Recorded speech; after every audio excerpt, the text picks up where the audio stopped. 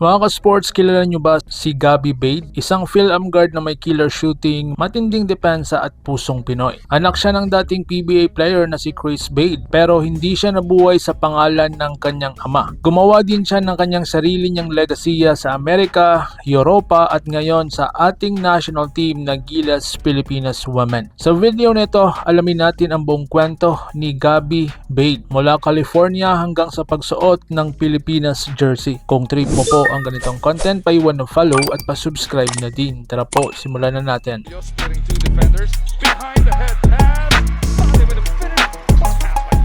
Ang tunay niyang pangalan ay Elisha Gabriel Sumira Bade. Ipinanganak noong December 22, 1996 sa Milpitas, California, USA. May dugong atleta talaga ang kanyang pamilya. Ama niya si Chris Bade, dating PBA player ng Shell Helix. At ang kanyang nanay ay dating atleta rin. Kapatid po niya si Liana Bade, isang Muay Thai champion. Kaya hindi na katakataka kung bakit natural athlete si Gabby. Sa kanyang high school, star po siya sa Amerika. Bago sumikat sa college basketball, naglaro po siya sa Pinewood High School sa California. Dito pa lang kitang-kita na ang talento niya sa shooting at pagiging all-around guard. Marunong mag-score, gumawa ng plays at lumaban sa depensa. Isa siya sa top players ng kanyang school